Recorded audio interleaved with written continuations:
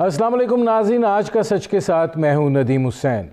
हुकूमत हफ्ता एहतियात मना रही है और अपोजिशन जो है वो अपने एहतजाज पर और जलसे और जुलूसों पर बज़िद है। यकीनन पाकिस्तान के अंदर कोरोना की वबा जो है वो दूसरी लहर बड़ी शद्दोमत के साथ आई है और आज का जो दिन है 24 घंटे जो गुज़श्ता उसमें 75 अमवात हुई हैं। ज़ाहिर है अब 2500 का फिगर क्रॉस हो चुका है जो नए केसेस आ रहे हैं। ये बात भी कही जा रही है कि टेस्टिंग कम हो रही है, अगर टेस्टिंग सही हो जाए तो ये तादाद बढ़ सकती है। दुनिया जो है वो अब वैक्सीन की तरफ जा रही है। चीन ने लाखों वैक्सीन की डोजेज जो हैं वो एयरपोर्ट पर पहुंचा दी हैं और जैसे ही ऑर्डर मिलेंगे दुनिया को वैक्सीन की सप्लाई शुरू हो जाएगी। दूसरी जानब बरतानिया ने भी अगले हफ्ते से कोरोना के वायरस की जो वैक्सीन है उसके इस्तेमाल का इंदिया दे दिया है कि वो शुरू हो जाएगी।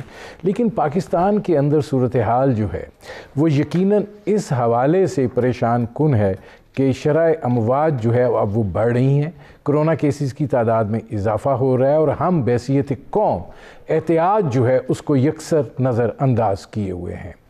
अब ये जो मकसद बयान किया गया है हुकूमत की जानिब से हफ्ता एहतियात मनाने का, बुनियादी तौर पर मास्क पहनिए, समाजी फासला रखिए और इसके लिए जो ज़रूरी चीज़ें हैं हाथ धोइए, उनके ऊपर जो है वो ज़ोर दिया जाएगा।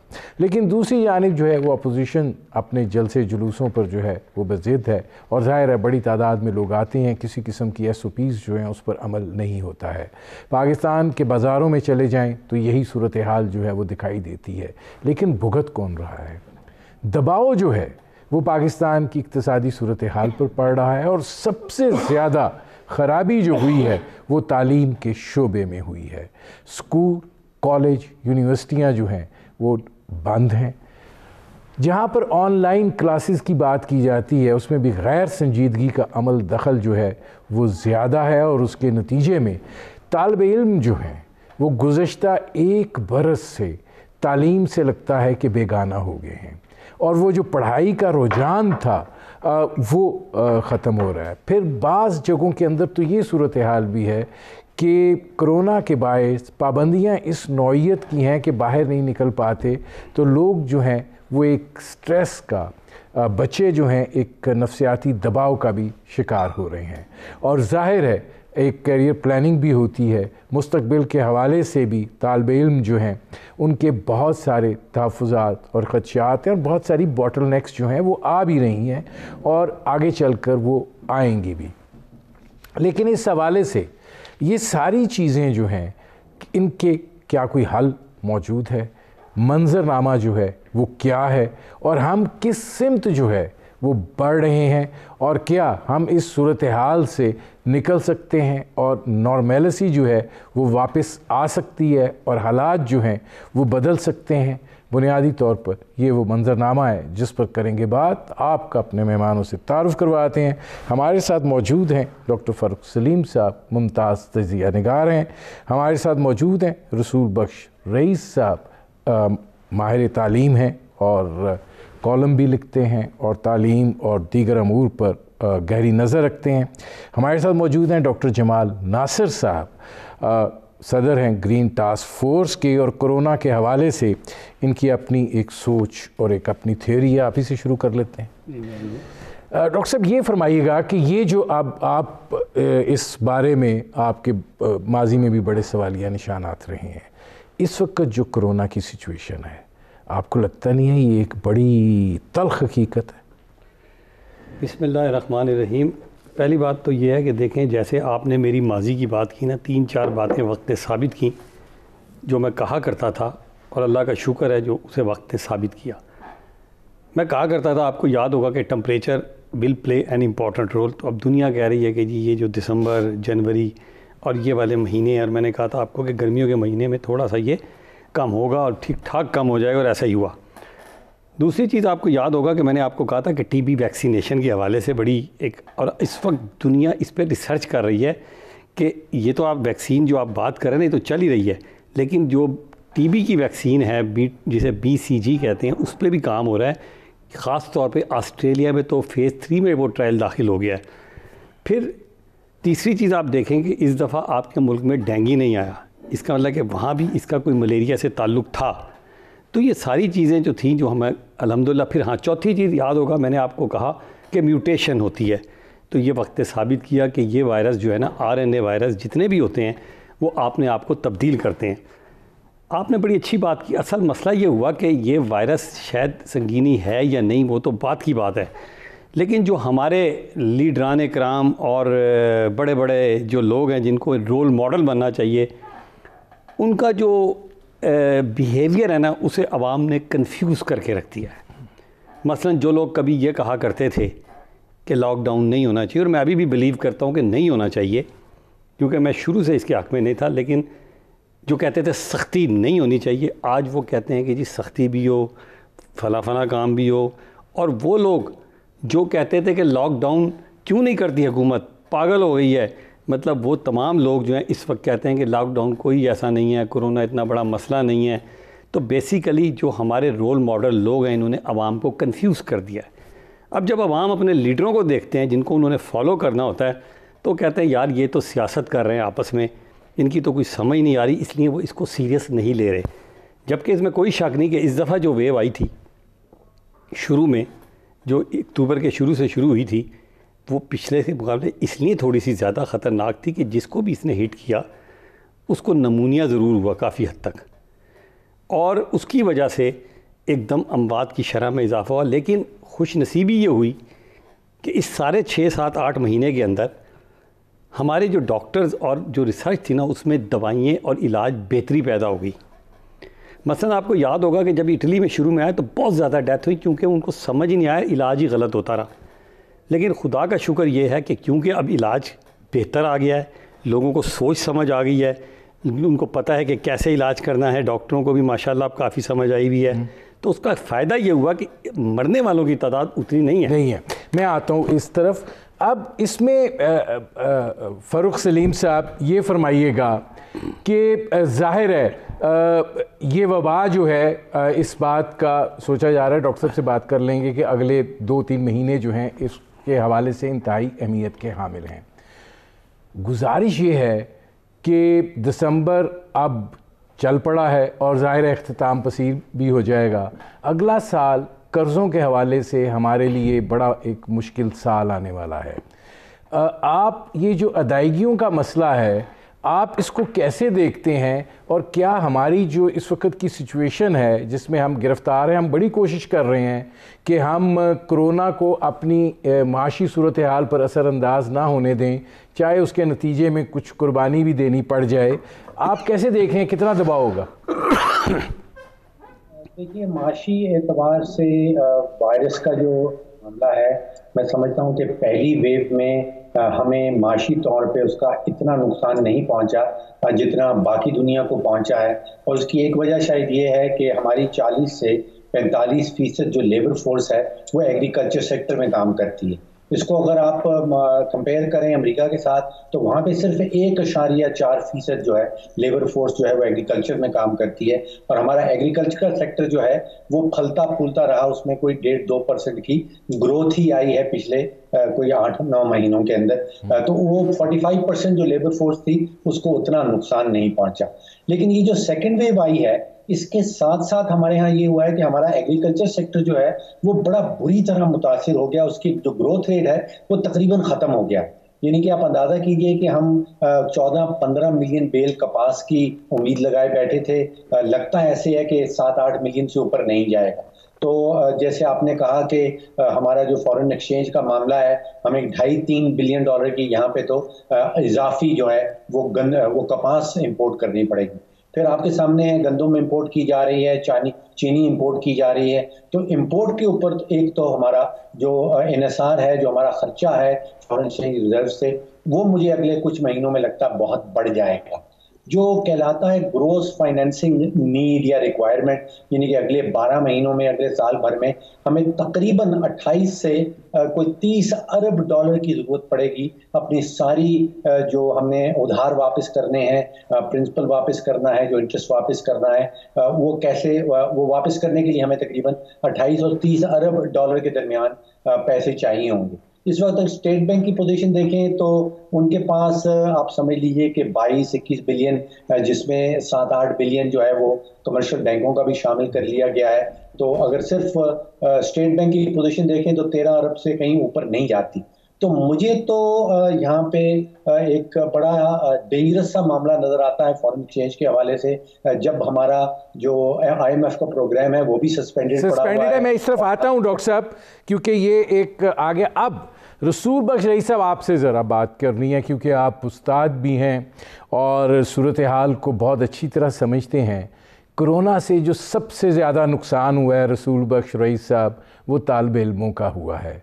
जो मुझे फ़ील होता है लोगों से भी बात करके, ख़ुद अपने बच्चों को भी देखकर, जो पढ़ाई का रुझान है वो कहीं तहलील हो गया है, और वो जो एक सरगर्मी दिखाई देती थी, एक नज़्म दिखाई देता था, वो ख़त्म हो गया है। आप समझते हैं कि ये बड़ा ज़रूरी था कि तालीमी इदारे इस बुरे तरीके से बंद किए जाते? नहीं, देखिए, ये कोई बुरा या अच्छा तरीका तो नहीं है बंद करने का। एक ही तरीका है कि तालीमी इदारे बंद करके आप असातिज़ा, स्टाफ और तलबा की ज़िंदगी को महफूज करें। ये सिर्फ पाकिस्तान में नहीं हुआ, सारी दुनिया में हुआ है। जो तरक्की याफ्ता ममालिक हैं जिनके वसाइल हमसे कई गुना ज़्यादा हैं, उनके पास भी वो वसाइल नहीं थे कि तालीमी सरगर्मियों को जारी रख सकते। उन्होंने उसी वक्त खोला जब हमने दोबारा खोले, और वहाँ पे भी हाइब्रिड रहा, हमारे यहाँ भी, कि कुछ दिन तो तलबा जाते रहे, कुछ दिन नहीं जाते रहे। और ज़्यादातर जो तालीम हम दे रहे हैं, ख़ुसूसी तौर पे जो जामियात हैं और जिनके पास वसाइल हैं, हम एक ऐसी यूनिवर्सिटी में हैं कि जहाँ वसाइल मौजूद हैं, तो मार्च से ही जब इदारे बंद हुए तब से हम ऑनलाइन पढ़ा रहे हैं, और अगला सेमेस्टर भी हमें ऑनलाइन पढ़ाना होगा। मकसद ये है कि तालीम किसी न किसी तरीके से जारी रहे। ऑनलाइन पढ़ाने के जो तरीके हैं वो भी मुअस्सिर हैं, ये नहीं है कि गैर मुअस्सिर हैं। उनके लिए आपके पास टेक्नोलॉजी चाहिए, वसाइल चाहिए, और आपके जो टीचर्स हैं उनकी ट्रेनिंग चाहिए। अगर वो आप कर लें और आप टेक्नोलॉजी को मास्टर कर लें तो ऑनलाइन पढ़ाना कोई मुश्किल काम नहीं है, बल्कि यह है कि उसमें कोई हर्ज भी नहीं। चूँकि मैं पढ़ाता रहा हूँ तो मैं आपको अपना तजुर्बा बताता हूँ कि जो हमारे पास टेक्नोलॉजी है सारी दुनिया में इस्तेमाल हो रही है, बाकी इदारे भी पाकिस्तान में कर रहे हैं। वो जिस तरह मैं आपसे इस तरह बात करूँ, हम इस तरह से सब स्टूडेंट्स के साथ बात करते हैं।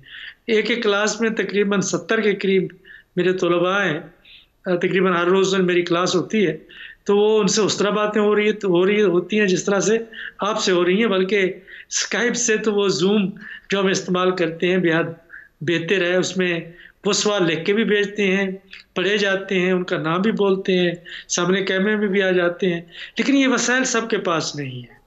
तो जाहिर है कि एक वबा है, आलमी है, और उसमें सबसे जो ज़्यादा तरजीह दी जाती है, और ये अकल और दानिशमंदी का भी तकाजा है कि ज़िंदगियाँ महफूज हों और ज़िंदगियाँ ज़ाया ना हों। तो उसके लिए तो ये इक़दामात हमें करने पड़ेंगे। मुझे ब्रेक लेना पड़ रहा है, मैं वापस आऊँगा।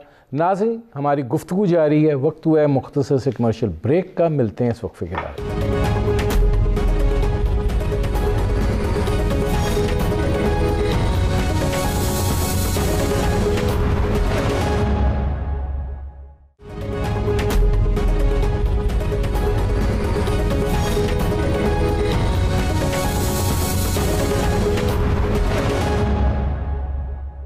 Welcome back. अच्छा डॉक्टर जमाल नासिर साहब, ये फरमाइएगा कि हफ्ता एहतियात मनाया जाए, लोगों को एहसास दिलाया जाए, मास्क पहन लें, कोई हाथ धो लें, समाजी फासला बरकरार कर लें, कुछ बंदिशें लगाई जा रही हैं रेस्टोरेंट्स के ऊपर, शादी हाल के ऊपर, उसके ऊपर।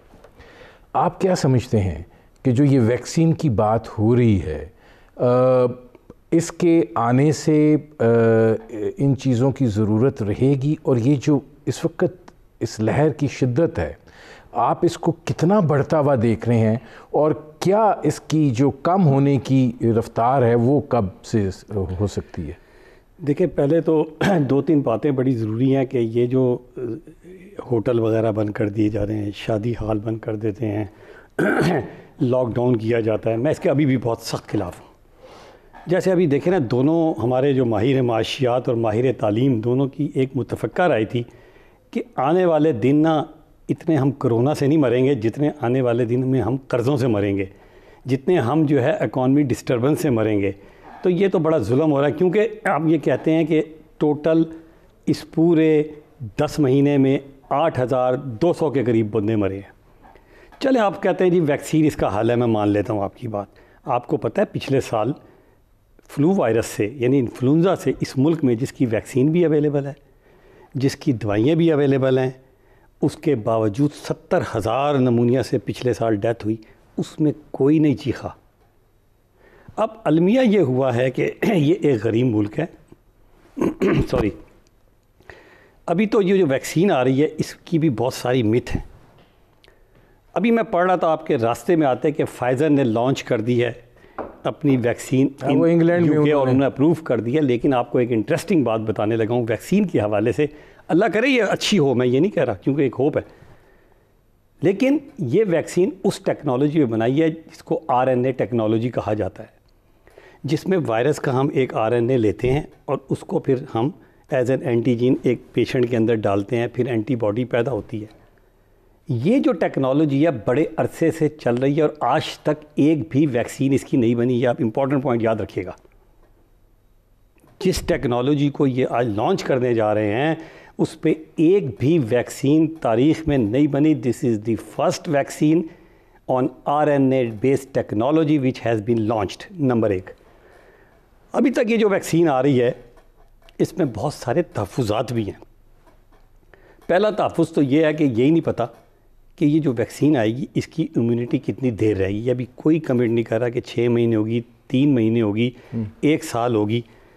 دوسرا, میں اکثر یہ کہتا ہوں کہ ویکسین لانے سے پہلے حکومت کو چاہیے کہ پہلے ایک خاص ایریے کا یا پہلے اسٹیٹسٹک تو نکالے اپنے ملک میں, کیونکہ میں پہلے بھی آپ کے پروگرام میں یہ کہہ چکا ہوں کہ آدھے لوگوں کو میری ذاتی رائے میں شہر کے اندر, میں دیہاتوں کی بات نہیں کر رہا, کورونا یا تو ہو رہا ہے یا ہو چکا ہے. اور آپ کو یاد ہوگا کہ ڈاکٹر طاہر شمسی نے آپ کے انٹرویو میں آج سے 4-5-6 مہینے پا تھا کہ کراچی میں ہم تقریباً ہرڈ امیونٹی کی طرف جا رہے ہیں. اگر ایک ایسا غریب ملک جو کہ قرضے میں ڈوبا ہوا ہے, ہمیں پہلے اپنا اینٹی باڈی سٹیٹس کر کے یہ چیک کرنا چاہیے کہ کیا ہمارے لوگ بہت زیادہ تعداد میں کورونا کا شکار ہو چکے ہیں. تو پھر ویکسین جو ہے نا اس کی اتنی اہمیت نہیں رہتی, کیونکہ یہ جو بیماری ہوتی ہے it self is a vaccination. ٹھیک.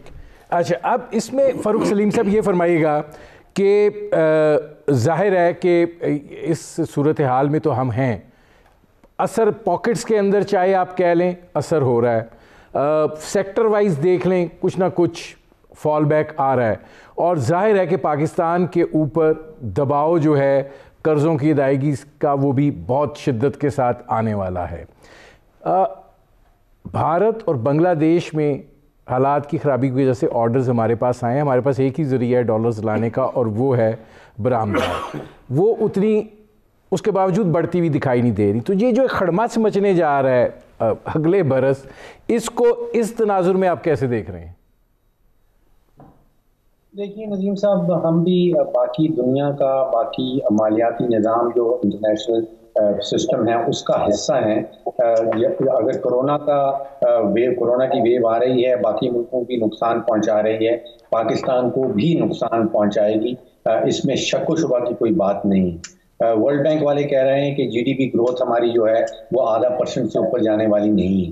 اب پاکستان ایسا ملک ہے جہاں ہم 10 سے 12 لاکھ اضافی پاکستانی جو ہیں وہ سالانہ لیبر فورس کو جوائن کرتے ہیں, جس کا مطلب یہ ہے کہ ہمیں سال کا 10 سے 12 لاکھ اضافی نوکریاں کریٹ کرنی ہیں. تو یہاں پہ تو جو پرانے لوگ ہیں جو نوکریاں جن کے پاس نوکریاں تھیں وہ بے روزگار ہو گئے ہیں. تو جو اضافی 10 سے 12 لاکھ نوکریاں ہیں وہ تو بہت ہی مشکل ہو جائے گا کریٹ کرنا. ہمارے ہاں لیڈرز جو آپ دیکھ رہے ہیں, جو سیاسی قیادت ہے, اس میں قول و فعل کا بہت بڑا ایک فرق آ رہا ہے. میں سمجھتا ہوں کہ کسی قسم کے بھی جلسے نہیں ہونے چاہیے. چاہے وہ اپوزیشن کے جلسے ہوں یا حکمران جماعت کے جلسے ہوں. یہاں پہ یہ ہے کہ حکمران جماعت جو ہے وہ اپنے جلسے کر لیتی ہے اور پھر کہتی ہے کہ اپوزیشن کو جو ہے وہ جلسے نہیں کرنے چاہیے. تو ابھی جیسے تھوڑی دیر پہلے وہ رول ماڈل کی بات ہو رہی تھی, ہمارے ہاں دونوں طرف, چاہے وہ حکمران پارٹی ہو یا وہ اپوزیشن پارٹی ہو, وہ اپنی اپنی ذمہ داریاں جو ہیں ان کو نبھا نہیں رہی ہیں. اپوزیشن جماعت کا کام یہ ہے کہ it should hold the government accountable, وہ معاشی پالیسی ہو یا کرونا وائرس کے حوالے سے پالیسی ہو, اور حکومت کا یہ کام ہے کہ وہ ایکچوئل پالیسی ایسی لے کے آئے جس میں 22 کروڑ پاکستانیوں کا کوئی مفاد نظر آتا ہو. تو ہمارے ہاں تو یہ ہے کہ دونوں سیاسی جماعتیں جو ہیں وہ صرف اور صرف ایک دوسرے کی دشمنی میں بہت گہری ڈوبی ہوئی ہیں. نہ تو معاشی پالیسی کا کچھ خیال ہے, نہ ہی کوئی صحت کے حوالے سے جو کرونا وائرس کی کوئی ٹھوس قسم کی پالیسی جو ہے وہ سامنے آ رہی ہے. تو وہ جو ایک بنیادی نقطہ کہلاتا ہے کہ معیشت اور سیاست کا ایک بڑا گہرا گٹھ جوڑ ہے. اگر آپ کے ہاں سیاسی عدم استحکام رہے گا تو کسی قسم کی معاشی پالیسی آپ سمجھ لیجئے کہ سامنے آنے والی نہیں ہے. ملک کی معیشت جو ہے وہ صحیح پٹڑی پہ چڑھنے والی نہیں ہے. جی فاروق سلیم صاحب, میں آتا ہوں. رسول بخش رئیس صاحب, آپ بات کر رہے تھے آن لائن تعلیم کی. یقیناً ہمارے ہاں اس کورونا کے آنے کے بعد بڑی شدت کے ساتھ یہ احساس ہوا کہ ہمارے ہاں تعلیم کے واقعی 2-3 معیار ہیں. ایک معیار وہ ہے جو آن لائن تعلیم کو نہ صرف یہ کہ حاصل کر سکتا ہے, اس کے پاس اس کے ذرائع بھی ہیں, اس کے پاس اس کے گیجٹس بھی ہیں, اور اس کے پاس اس کی نو ہو بھی ہے. ایک بڑا میجورٹی کا وہ طبقہ ہے جس کے پاس نہ اس نوعیت کی سہولت ہے, نہ اس طرح کے گیجٹس ہیں, اور وہ جو ہے وہ سب سے زیادہ سفر اس نے کیا ہے. اور میرا آپ سے یہی سوال تھا بحیثیت ایک ماہر تعلیم کے کہ کیا ہمارے جو وسائل ہیں جو ہم نے یونیورسٹیوں کے لیے بھی رکھے ہیں, جو ہم گرانٹس کالجز وغیرہ کو بھی دیتے ہیں, ہم نے 1200 ارب روپے کا پیکج دیا, کیا ہم کوئی یہ پیکج نہیں دے سکتے تھے کہ اسکولوں اور کالجز میں احتیاط جو ہے اس کے لیے سہولت فراہم کی جاتی اور اس طرح کا نظام وضع کر لیا جاتا کہ تعلیم ممکن ہو سکے. یہ تو بڑی افسوسناک بات ہے کہ ہم اس وقت تعلیم جو ہے وہ لیسٹ آپشن بن کر رہ گئی ہے. دیکھیں کہ آپ جتنا بھی وسائل اس میں شامل کریں, جو روایتی تعلیم ہم دیتے ہیں کمروں کے اندر, کلاس روم کے اندر, وہ ممکن نہیں ہے کہیں بھی. اگر امریکہ میں ممکن نہیں, برطانیہ میں, فرانس میں, جرمنی میں, تو پاکستان میں کیسے ممکن ہو سکتی ہے؟ اب بے شک بڑے سے بڑے پیکیج دے دیں, وہ ممکن نہیں تھا. لیکن جہاں کمی رہ گئی ہے کہ پیسے بانٹے گئے ہیں, اور میں نہیں سمجھتا کہ ہر جگہ کے اوپر ضائع گئے ہیں. پیسے بانٹنے کے میں بہت خلاف ہوں. آپ لوگوں کے لیے سہولتیں پیدا کریں تاکہ وہ خود اپنے پاؤں پہ کھڑے ہو سکیں, ان کو پیسوں کے اوپر انحصار نہ کرنے دیں, ان کو سکلز دیں. تو یہاں پہ تعلیم کے سلسلے میں یہ ہو سکتا تھا کہ آپ جو غریب طلباء ہیں جو ایک سمارٹ ٹیلی فون نہیں افورڈ کر سکتے یا ایک انٹرنیٹ کی ڈیوائس نہیں خرید کر سکتے, ان کے لیے آپ سبسڈی کا کوئی اعلان کرتے, ان کو آپ یہ سہولتیں فراہم کرتے. لیکن ایسے طلباء میں سمجھتا ہوں کہ بہت کم ہی ہوں گے کالجز میں یا یونیورسٹیز میں کہ ہر ایک کے پاس ایک سستا سا سیل فون ہے. اگر سیل فون آپ کے پاس موجود ہے تو انٹرنیٹ کہیں نہ کہیں سے میسر آ ہی جاتا ہے. اور لوگوں کے لیے ضروری نہیں ہے کہ آپ کے پاس ڈیسک ٹاپ ہو یا لیپ ٹاپ ہو. ٹیلی فون کے اوپر بھی آپ لیکچر سن سکتے ہیں اور ٹرانسفر ہو سکتی ہیں فائل. آپ کسی لیب میں جا کے آپ ایکسیس بھی کر سکتے ہیں. سہولتیں پاکستان میں ٹیکنالوجی کے لحاظ سے, جو کمیونیکیشن ٹیکنالوجی ہے اس کے لحاظ سے آپ کسی سے پیچھے تو نہیں ہے. تو یہ چیزیں تو ہم مانتے نہیں ہیں کہ پاکستان میں کوئی ترقی ہوئی ہے. تو وہ اس میں نہیں سمجھتا کہ ٹیکنالوجی اس وقت حائل ہے. ہاں جو دور دراز کے علاقے ہیں جس طرح سے گلگت بلتستان ہے یا جو ہمارے سرحدی اضلاع ہیں یا بلوچستان کے اضلاع ہیں، وہاں پہ بھی حکومت کو چاہیے کہ کمپنیوں کو مجبور کرے کہ اسی قسم کی internet facilities G4 services provide کرے، جس طریقے سے کہ بڑے بڑے شہروں میں جہاں وہ بڑا بزنس کرتے ہیں وہاں پہ وہ کر رہے ہیں۔ یہ تو رسول بخش رئیس صاحب، میرا اس میں ایک سوال ہے، مجھے بریک لینا پڑا، میں واپس آؤں گا، آپ سے ہی سٹارٹ کروں گا۔ ناظرین، ہماری گفتگو جاری ہے، وقت ہوا ہے مختصر سے کمرشل بریک کا، ملتے ہیں اس وقفے کے بعد۔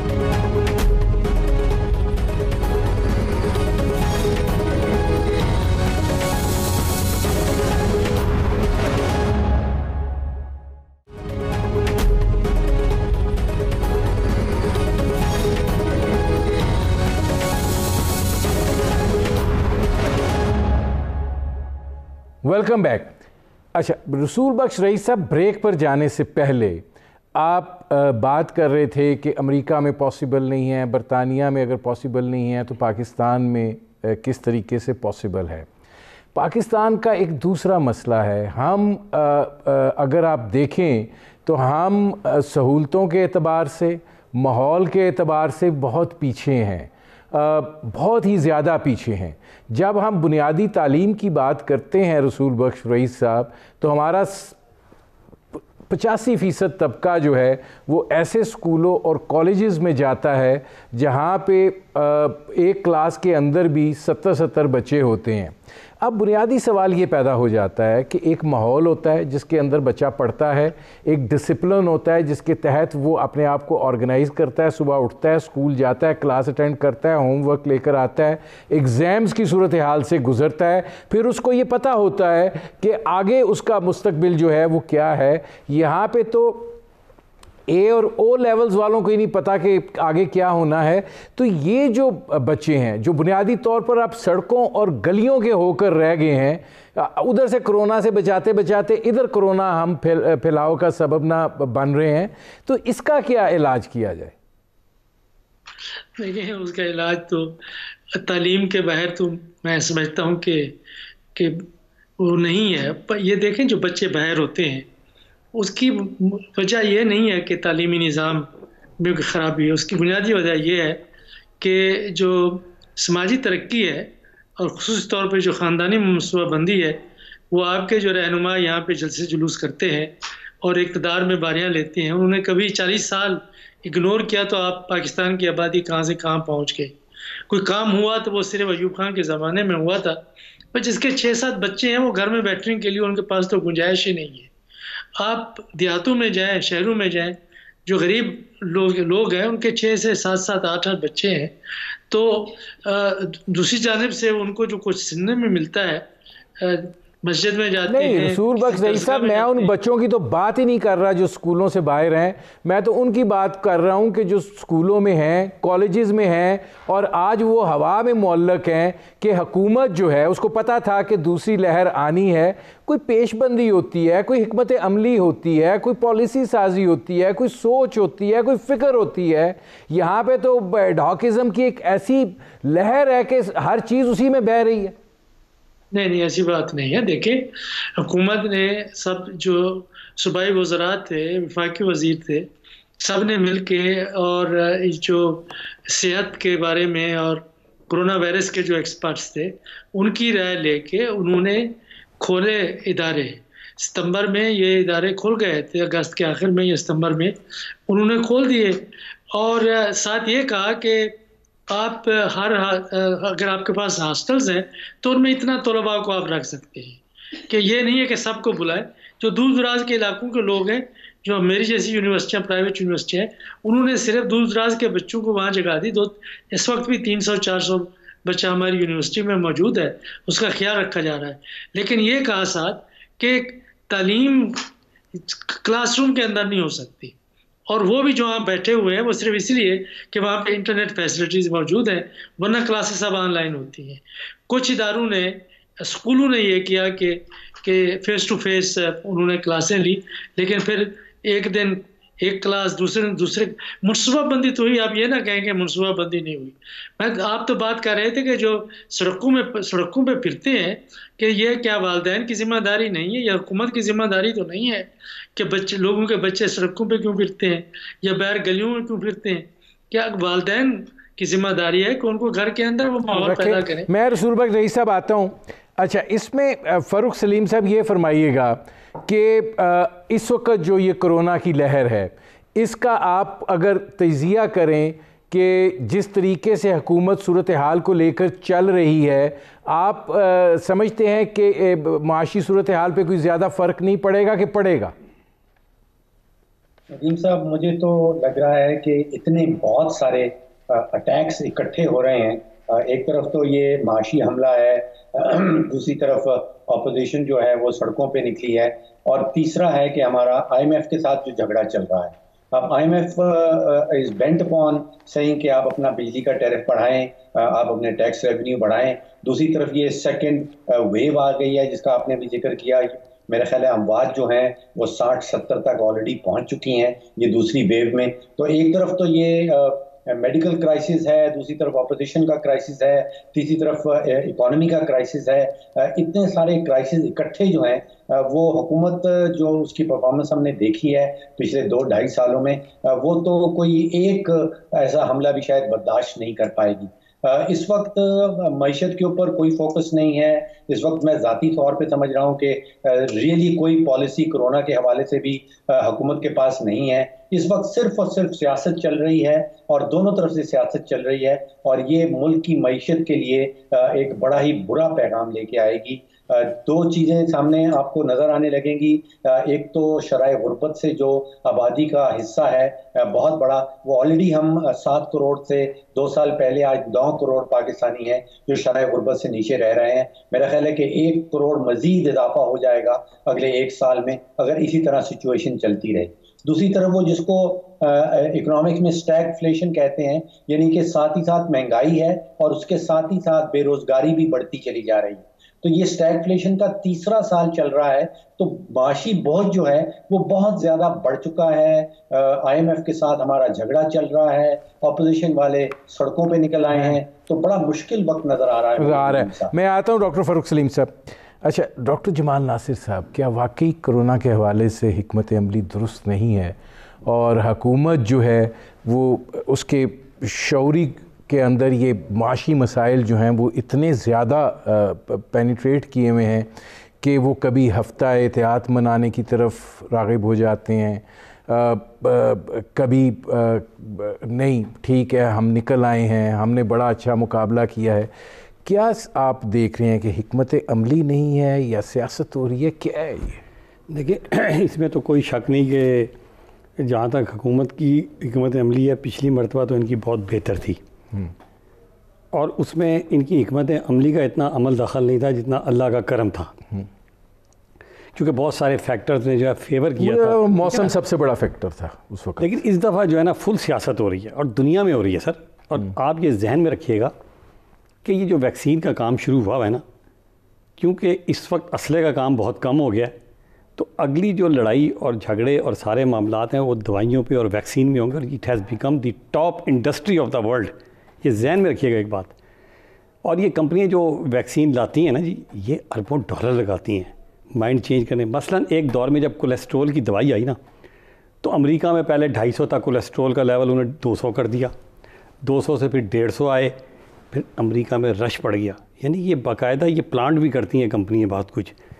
اور جہاں تک یہ آپ کہہ رہے ہیں, مجھے وہ پوری امید ہے ویسے اللہ کی ذات سے کہ یہ جو بارشیں ہوئی ہیں نا, اس نے تھوڑا سا جو اس کا ہٹ کرنے کا جو وہ تھا, یعنی ویرولینسی جسے کہتے ہیں, وہ تھوڑی سی تبدیل ہوئی ہے. آگے پھر بارشیں جی میں وہی عرض کر رہا تھا کہ ہوا یہ ہے کہ پچھلے دنوں کیونکہ ڈسٹ بہت تھی, گرمی بہت, مطلب ڈسٹ بہت تھی, بہت زیادہ الرجن اس میں پھیلے ہوئے تھے, تو وائرس بڑا تیزی سے پھیل رہا تھا.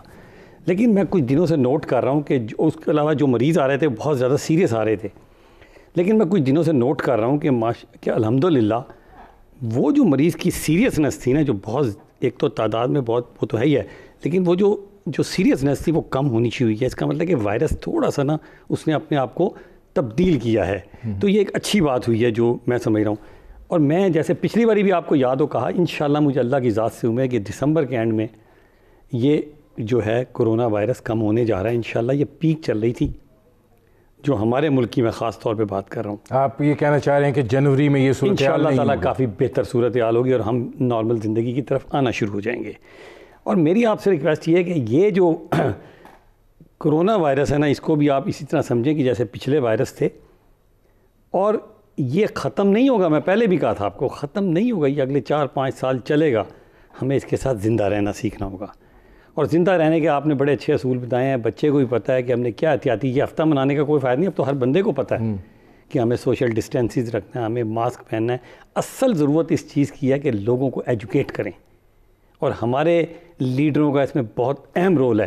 نمبر 1، ہمارے علماء کرام کا بہت اہم رول ہے کہ جب وہ جمعے کے خطبات کریں تو وہ ماسک پہن لیا کریں اور لوگوں کو موٹیویٹ کریں، کیونکہ یہ ختم نہیں ہوگا. خدا کے واسطے میں آپ نے بڑے اچھے سوالات کیے رسول بخش صاحب سے کہ تعلیم کو بند مت کریں. صحیح. ہم تو پہلی دنیا میں تعلیم کے نظام سے آخری ملکوں میں ہیں. آخر میں آتا ہوں. اچھا، اس میں رسول بخش رئیس صاحب یہ فرمائیے گا کہ اب ایک غیر یقینی صورتحال ہے، امتحانات ہونے ہیں، امتحانات نہیں ہونے ہیں، بچے جو ہیں وہ پڑھائی کی طرف ان کی رغبت جو ہے وہ بڑی محدود ہو گئی ہے، اور جو دیگر چیزیں ہیں ان کی طرف ان کی رغبت بڑھ گئی ہے. آپ آن لائن ایجوکیشن کی بات کر رہے ہیں. میں نے کئی جگہوں پہ اس کو دیکھا ہے کہ کتنے نان سیریس طریقے سے کوئی بستر پہ لیٹا ہوا ہے، کوئی ناشتہ کر رہا ہے، ساتھ اس نے رکھا ہوا ہے. وہ ایک سنجیدگی کا جو عنصر ہے وہ اس میں سے نکل گیا ہے. اب یہ کیسے، یہ کتنا ہیوی ٹاسک ہوگا کہ جب آپ نارمل سکولنگ کی طرف جائیں گے اور بچوں پہ وہی پریشر جو ہے وہ دوبارہ واپس آئے گا اور وہ 1 سال سے لتھارجی کی زندگی میں سے انٹر ہوں گے. دیکھیں، میری کلاس ایک 9 بجے ہوتی ہے اور ایک 2 بجے ہوتی ہے، تو میں ان کو کہتا ہوں کہ آپ کیمرہ آن رکھیں، اور وہ یہ بھی کہتے ہیں کہ اگر آپ کا کیمرہ آن نہ ہوا تو ہم آپ کو غیر حاضر تصور کریں گے. تو ہوتا یہی ہے جو آپ کہہ رہے ہیں، کوئی لیٹا ہوا ہے، کوئی سویا ہوا ہے اور کمپیوٹر سامنے رکھا ہے. یہ دیکھیں، یہ ایک چیز جو ساری دنیا میں ہوئی ہے، آن لائن پڑھانا اور پڑھنا بڑا سٹریسفل ہے. یہ نہ سمجھیں کہ یہ آسان ہے، ہمارے لیے آسان نہیں ہے، اور اسٹوڈنٹس کے لیے تو بہت زیادہ مشکل ہے کہ اگر 5 کورسز لے رہے ہیں اور ساتھ وہ ماحول نہیں ہے جہاں آپ دوسروں سے جا کے بات چیت کر سکتے ہیں، اور صرف ٹیکنالوجی کا سہارا لے رہے ہیں اور گھر میں بیٹھے ہوئے ہیں، تو بہت سٹریسفل ہے. تو اس لیے یہ جو جس کو آپ غیر سنجیدگی کہہ رہے ہیں، یہ بالکل جائز ہے، اور ہم اجازت دیتے ہیں کہ آپ جس انداز میں ہیں بیٹھیں، ریسٹ کریں، آرام کریں اور سٹریس نہ لیں. اس سے بے شمار ذہنی طور پر لوگ بیمار ہوئے ہیں. یہ صرف ہم طلباء اور طلبات کی بات نہیں کر رہے، اساتذہ میں سے، ورکرز میں سے، گھروں میں اس کا جو نفسیاتی پہلو ہے وہ بھی آپ تو ذہن میں رکھیں. تو یہ ہم سمجھتے ہیں کہ جو بہترین تعلیم ہے وہ یہی ہے کہ آپ اس کو انجوائے بھی کریں اور ایزی لیں، سختی نہ کریں. ہم سختی نہیں کر رہے. میں رسول بخش سے آتا ہوں، میرا چونکہ وقت بڑا تھوڑا رہ گیا ہے. فاروق سلیم صاحب، کیسے آپ سمجھتے ہیں کہ کیا اس صورتحال میں موجودہ کیفیت کے ساتھ جو ہمارا معاشی معاملہ ہے اس کی کوئی پالیسی فریم ورک دکھائی دیتا ہے جس میں سے at the end of the tunnel جو ہے آپ کو یہ دکھائی دے کہ ہم اس وبا سے بھی نکل رہے ہیں اور ہم معاشی طور پہ استحکام کی طرف بھی جا رہے ہیں؟ حکومت تو کہہ رہی ہے ہم استحکام پذیر ہو گئے. دیکھیے، آپ نے ابھی جو ڈاکٹر رئیس صاحب سے سوال کیا اس میں آپ نے تعلیمی میدان کے اوپر جو غیر یقینی کا ذکر کیا. غیر یقینی صرف تعلیم کے میدان میں نہیں ہے، غیر یقینی جو ہے وہ ہماری معیشت میں بھی ہے، غیر یقینی جو ہے وہ ہماری سیاست میں بھی ہے. ہمیں پتہ نہیں کہ دسمبر جنوری میں کیا ہونے والا ہے، کیا کوئی دھرنا ہونے والا ہے، کیا کوئی لانگ مارچ ہونے والی ہے. معیشت کے حوالے سے ہمیں معلوم نہیں کہ IMF کے ساتھ ہمارا معاہدہ ہو پائے گا یا نہیں. حکومت کو میں سمجھتا ہوں اس وقت 3 چیزوں کے اوپر خاص فوکس رکھنا ہوگا. ایک تو مہنگائی کو کنٹرول کرنا لازمی ہے، دوسرا ان کو بے روزگاری جو جاب کریشن ہے یعنی کہ نئے روزگار کے مواقع کریٹ کرنے ہوں گے، اور تیسرا میں سمجھتا ہوں کہ یہ وقت اب سیاسی جماعتوں کا آپس میں لڑائی کا نہیں رہا. حکومت کو کسی نہ کسی قسم کی وہ جو ریکنسلیشن اپروچ کہتے ہیں کہ باقی سیاسی جو حریف ہیں ان کے مل بیٹھ کے کہیں اس ملک کے جو پرابلمز ہیں ان کا حل ڈھونڈنا ہوگا. میں نہیں سمجھتا ہوں کہ کوئی ایک سٹیک ہولڈر، کوئی ایک سیاسی جماعت اپنے اون پہ اتنے بڑے سارے جو چیلنجز ہمارے سامنے ہیں ان کے کوئی سولوشنز ڈھونڈ پائے گی. میں آتا ہوں ڈاکٹر جمال ناصر صاحب، آخری لمحات ہیں. 15 دسمبر کے بعد آپ دیکھتے ہیں کہ کرونا وائرس میں کمی آنا شروع ہو جائے گی؟ یہ نہ ہو یہ آپ یہ بات کریں تو جو 4 لوگ ماسک پہنتے ہیں وہ بھی چھوڑ جائیں. نہیں، میں نے 15 دسمبر نہیں کہا، میں نے at the end of December کہا ہے. یعنی کہ جنوری کا جو شروع ہوگا انشاءاللہ نیا سال ہمارے لیے بہتری کا سال ہوگا. اس وقت تک آپ یہ تلقین کریں گے؟ میں یہ کہوں گا کہ جیسے ابھی سر نے بڑی اچھی بات کی ہے انہوں نے کہ حکومت کو ایک واضح پالیسی بنانی چاہیے، ہمارے سیاستدانوں علماء کرام کو ایک واضح پالیسی بنانی چاہیے. اور یہ جو معیشت کا بے توقع پن ہے نا کہ آپ نے شادی ہال بند کر دیے اور جو ہے وہ جو مارکی ہیں جو کھلی ہیں ان کو کھول دو، غریب کی شادی ہو نہیں رہی، امیر کی شادی ہونی ہے، جلد سے جلوس ہو رہے ہیں، باقی سارے کام ہو رہے ہیں.